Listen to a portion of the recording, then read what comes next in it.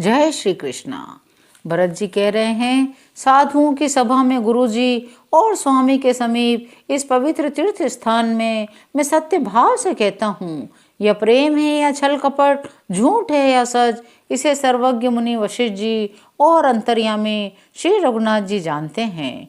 प्रेम के प्रण को निभाकर महाराज का मरना, माता की कुबुद्धि, दोनों का सारा संसार साक्षी है। माताएं व्याकुल हैं, वे देखी नहीं जाती। अवधपुरी के नर नारी दूसरे ताप से जल रहे हैं। मैं ही इन सारे अनर्थों का मूल हूँ, यह सुनकर समझकर मैंने सब दुख सहा है। श्री रघुनाथ जी लक्ष्मण और सीता जी के साथ मुनियों का सा वेश धारण कर बिना जूते पहने पैदल ही वन को चले गए। यह सुनकर शंकर जी साक्षी है, इस घाव से भी मैं जीता रह गया। यह सुनते ही मेरे प्राण नहीं निकल गए। फिर निषाद राज का प्रेम देखकर भी इस वज्र से भी कठोर हृदय में छेद नहीं हुआ। अब यहाँ आकर सब अपनी आंखों देख लिया, यह जड़ जीव जीता रहकर सभी सहायगा। जिनको देखकर रास्ते की सांपिनी और बीछी भी अपने भयानक विष और तीव्र क्रोध को त्याग देती है, वे ही श्री रघुनंदन लक्ष्मण और सीता जी जिसको शत्रु जान पड़े, उस केकई के पुत्र मुझको छोड़कर देव दुसह दुख और किसे सहावेगा। अत्यंत व्याकुल, दुख, प्रेम, विनय और नीति में सनी हुई भरत जी की श्रेष्ठ वाणी सुनकर सब लोग शोक में मग्न हो गए। सारी सभा में विषाद छा गया, मानो कमल के वन पर पाला पड़ गया हो। तब ज्ञानी मुनि वशिष्ठ जी ने अनेक प्रकार की ऐतिहासिक कथाएं कहकर भरत जी का समाधान किया।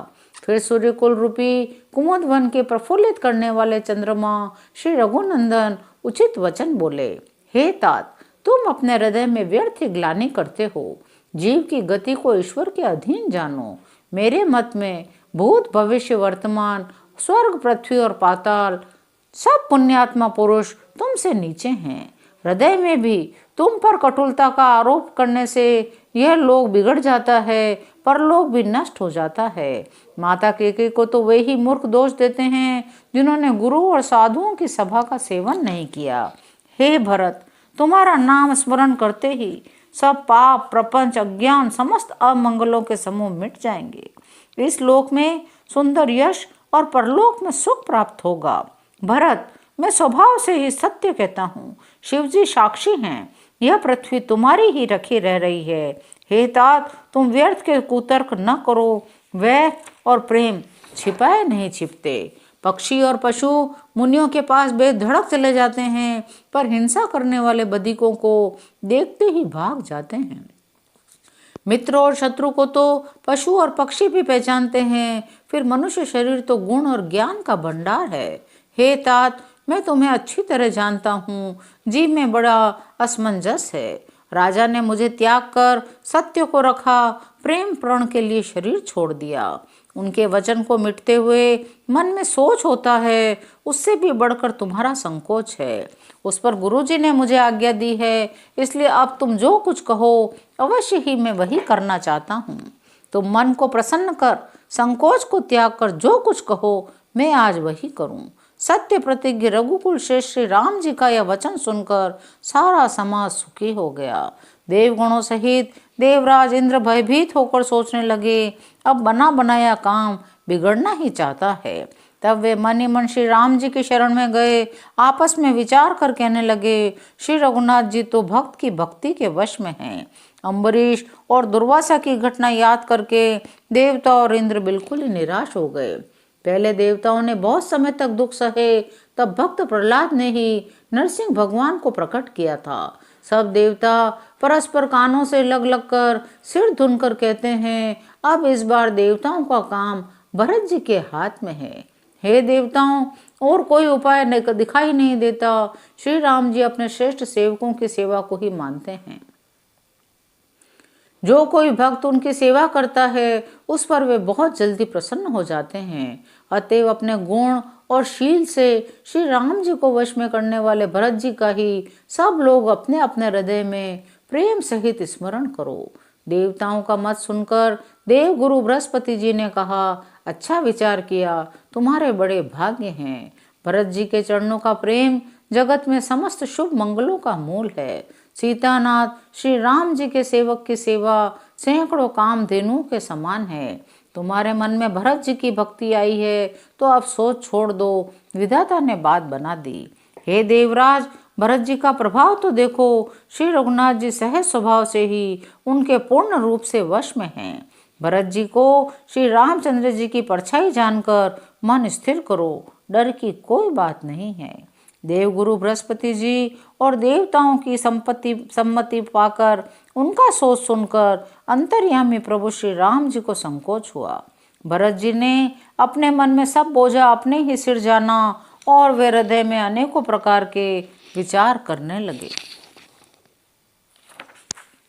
सब तरह से विचार करके अंत में उन्होंने यही निश्चय किया, श्री राम जी की आज्ञा में ही अपना कल्याण है।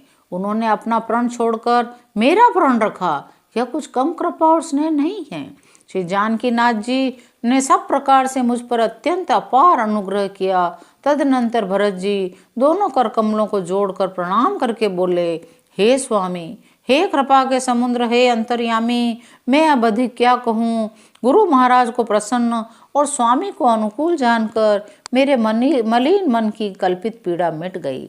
मैं मिथ्या डर से ही डर गया था, मेरे सोच की जड़ ही न थी। सूर्य का दोष नहीं है, दिशा भूल जाने पर तो देव, मेरा दुर्भाग्य, माता की कुटिलता, विधाता की टेढ़ी चाल, काल की कठिनता, इन सब ने मिलकर प्रण करके मुझे नष्ट कर दिया था।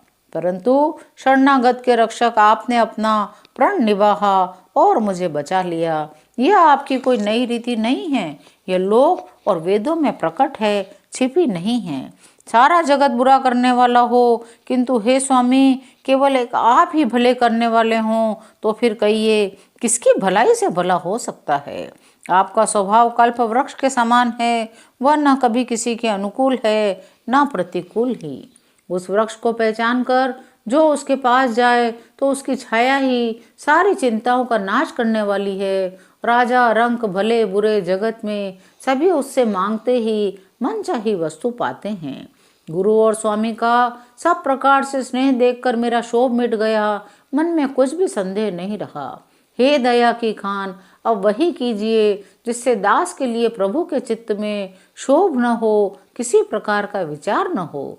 जो सेवक स्वामी को संकोच में डालकर अपना भला चाहता है, उसकी बुद्धि नीच है। सेवक का तो हित इसी में है, वह समस्त सुखों और लोभों को छोड़कर स्वामी की ही सेवा करे। हे नाथ, आपके लौटने में सभी का स्वार्थ है, आपकी आज्ञा पालन करने में करोड़ों प्रकार से कल्याण है। यही स्वार्थ और परमार्थ का सार है, समस्त पुण्यों का फल है, संपूर्ण शुभ गतियों का श्रृंगार है। हे देव, मेरी एक विनती सुनकर फिर जैसा उचित हो वैसा कीजिए। रास तिलक की सब सामग्री सजा कर लाई गई है, जो प्रभु का मन माने तो उसे सफल कीजिए। छोटे भाई शत्रुघ्न समेत मुझे वन में भेज दीजिए। आप नाथ अयोध्या लौटकर सबको सनात कीजिए, नहीं तो किसी भी तरह हे नाथ लक्ष्मण और शत्रुघ्न दोनों भाइयों को लौटा दीजिए, मैं आपके साथ चलूं। आज की कथा यहीं विराम लेती है, शेष अगले अंकों में। जय श्री राम।